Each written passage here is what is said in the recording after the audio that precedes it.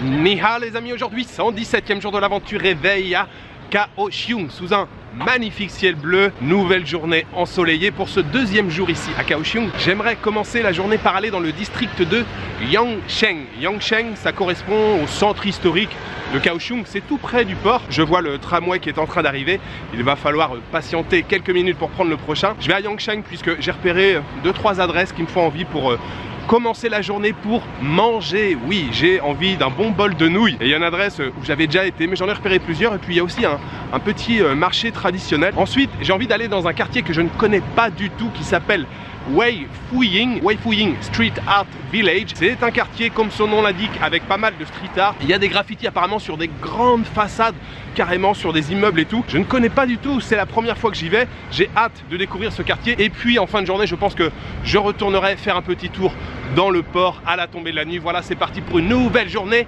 à Kaohsiung.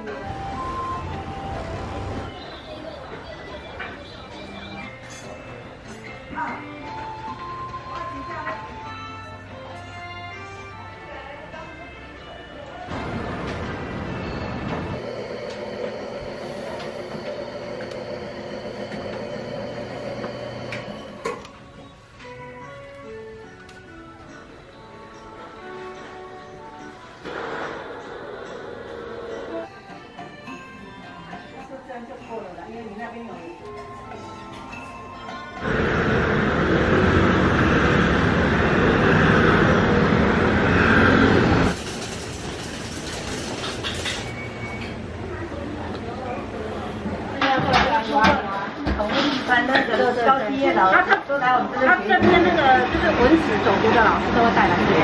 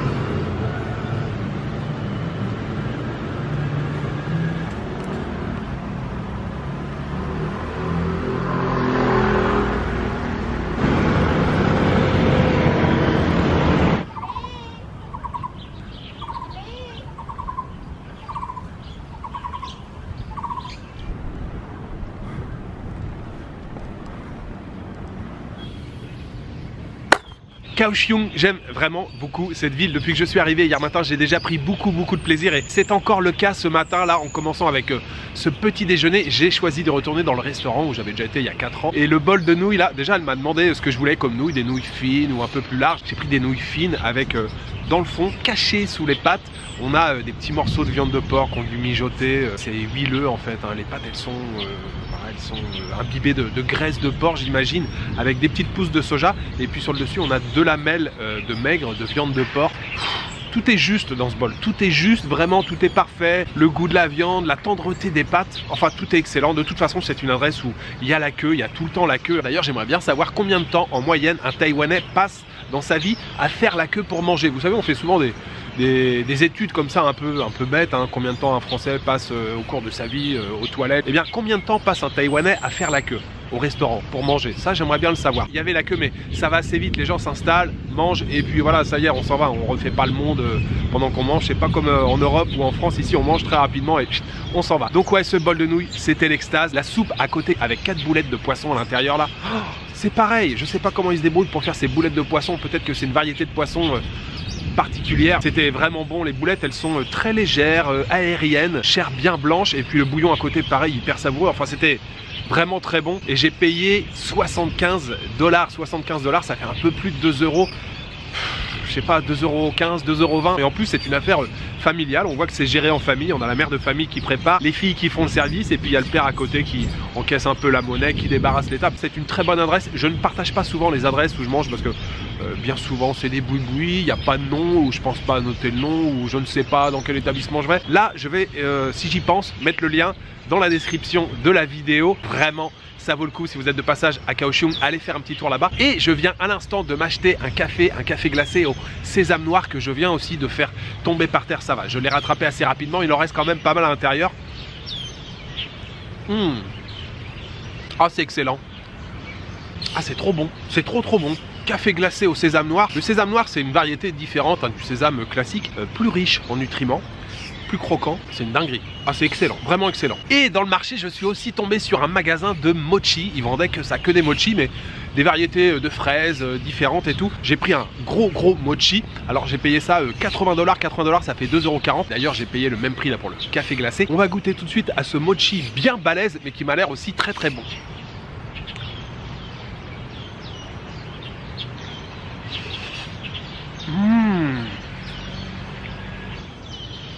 Regardez-moi ça, c'est un gros mochi parce que c'est une grosse fraise à l'intérieur, la pâte de riz à côté là autour, waouh, super bon.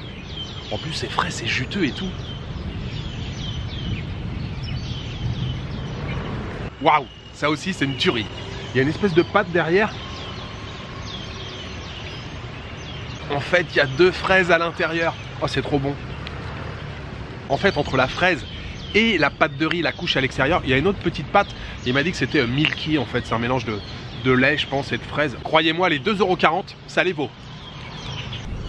Regardez, qu'est-ce qui est en train de s'approcher? Bobby. Bobby. Bobby. Alors c'est festival hein, depuis ce matin là entre les nouilles, la soupe avec les boulettes de poisson, le café qui est excellent et ce mochi qui était délicieux. Waouh, là on est sur du très haut niveau. Toutes ces douceurs, toutes ces bonnes spécialités, j'aimerais les dédier aux tipeurs et j'aimerais remercier ce matin MJM sur la route, Philippe Galifier et JB Delancourt. Merci beaucoup pour votre soutien, merci pour votre générosité.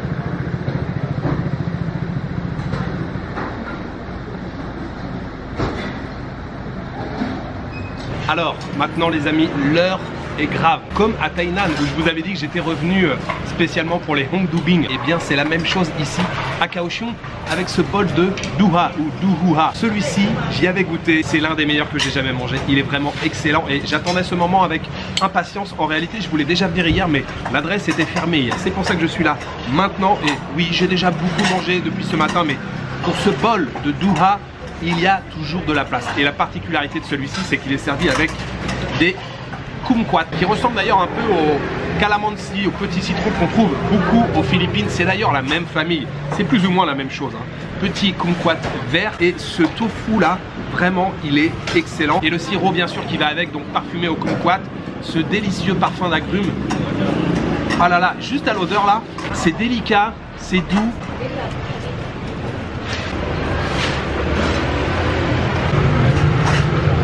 Ah, je sais pas comment vous décrire ce goût là, pas trop sucré mais juste comme il faut. On a un bon équilibre entre le côté sucré et bien sûr l'acidité de l'agrume. C'est une merveille. Alors si j'y pense, je vous mettrai également l'adresse, je mettrai le lien dans la description de la vidéo.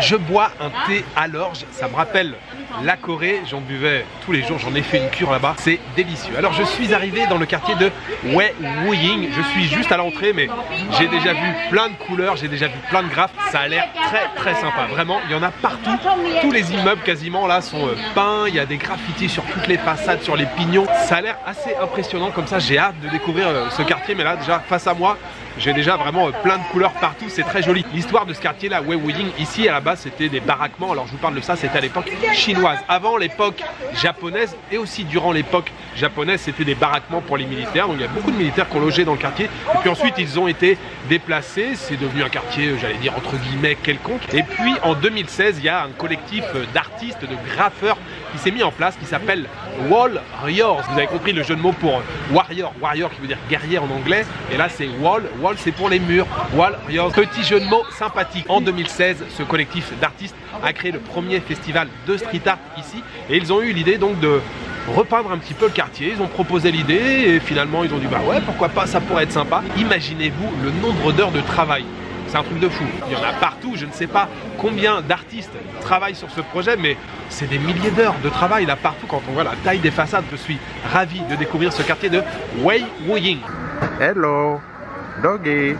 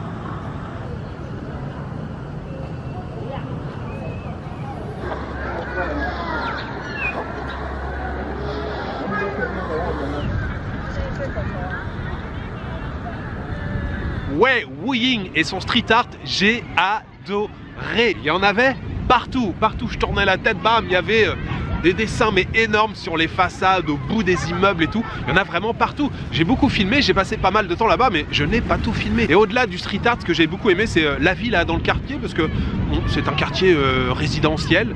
Et aujourd'hui, c'est le dernier jour de la période de 4 jours. Donc c'est encore un jour férié aujourd'hui. D'ailleurs, vous le voyez ici, par contre, c'est très animé, il y a beaucoup de monde. Mais dans le quartier où j'étais là, les gens étaient tranquilles entre eux, il y a des gens qui jouaient au mahjong, il y a des femmes qui étaient rassemblées en train de bavarder. Et je m'attendais à voir beaucoup de touristes, en fait il y avait quasiment personne. J'ai rencontré 2-3 personnes qui comme moi faisaient un peu de photos, filmaient, mais c'était hyper calme. J'ai adoré l'ambiance de ce quartier, avec en plus de magnifiques dessins partout sur les murs. Non, c'était vraiment génial, je vous conseille, si vous aimez le street art, allez faire un petit tour là-bas. Je suis donc maintenant dans le quartier du port qui lui est très animé. Je suis sur une espèce d'esplanade là où il y a plein de gens qui font voler des cerfs-volants. Oui, il y a aussi encore un petit peu de vent ici. Derrière, on a tout le quartier des entrepôts qui sont vraiment très sympas, avec des expositions. J'ai vu qu'il y avait aussi un petit marché dans lequel je suis passé hier. Il y a probablement un petit peu de street food. Et puis voilà, des artistes aussi dans la rue. Et puis bien sûr, beaucoup de gens à se balader. C'est le programme pour cette fin d'après-midi. Découverte du port de Kaohsiung.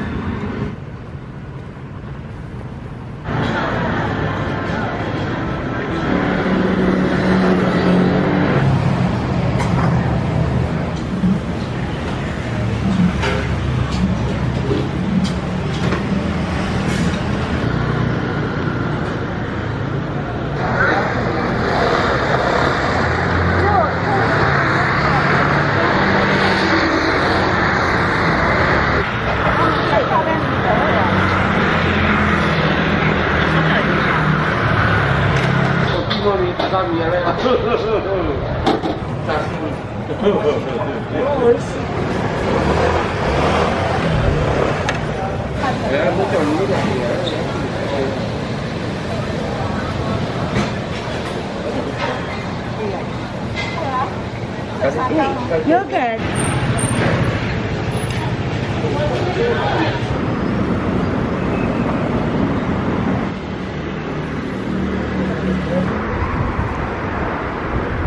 Cette deuxième journée à Kaohsiung, et bien j'ai envie de dire comme hier, pareil, c'était une très belle journée. Vraiment, j'ai adoré le quartier de Yangsheng que j'ai fait ce matin. Surtout, ne passez pas à côté, faites comme moi. Allez-y le matin, prenez un petit déjeuner là-bas, il y a toute une enfilade de marchés. Vraiment, c'est un quartier très intéressant à découvrir. Le quartier de street art, je vous en ai déjà parlé, ça c'est plus que validé. J'ai adoré. Fin d'après-midi, début de soirée dans le port de Kaohsiung. Vous l'avez vu au moment du coucher du soleil, j'ai pris un petit peu de hauteur. Je suis allé visiter l'ancien consulat britannique qui d'ailleurs a été le premier consulat britannique ici à Taïwan. Il y a un ticket d'entrée de 100 $ et une fois qu'on est là-haut, on a un très beau point de vue. D'un côté, l'océan Pacifique, très beau coucher de soleil ce soir, et puis de l'autre côté, on a un joli point de vue sur le port de Kaohsiung, et le bâtiment en lui-même est très joli, il a tout en briques. À l'intérieur, franchement, il n'y a pas grand-chose. Il y a une pièce avec quelques photos, quelques explications, et après, c'est une boutique, il y a un café, mais ne serait-ce que pour la vue, franchement, c'est pas mal. Et puis ensuite, je suis redescendu, et un nouveau night market ce soir. Il y en a deux dans mon quartier qui sont à plus ou moins 10 minutes, donc nouveau night market ce soir. J'ai commencé avec un lurufan, le bol de riz avec de la viande de porc sur le dessus. J'ai payé 45, franchement, c'était délicieux. 45, ça fait 1,40 €. Je me suis raté sur un autre petit stand qui avait l'air charmant comme tout, avec des lanternes et tout, un peu à l'ancienne. C'était tenu par deux mamies, dont une qui parlait quelques mots d'anglais. Donc je suis arrivé, j'ai dit écoutez, je sais pas quoi commander, faites-moi ce que vous voulez. Donc elle m'a fait un bol de nouilles avec un œuf dur mariné et puis à côté des morceaux d'intestin. Alors au départ, elle m'a sorti 3 morceaux et tout. Elle m'a déjà un petit peu poussé à la consommation.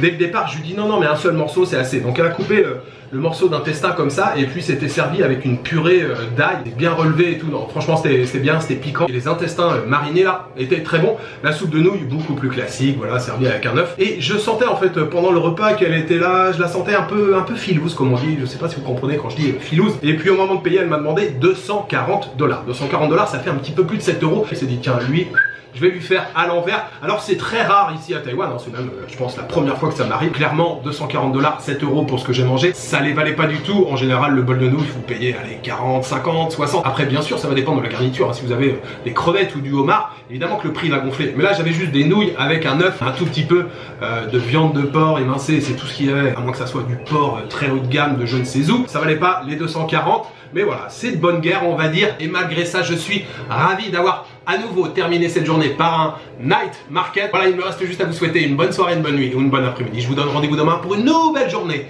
à Taïwan. Ciao, good night.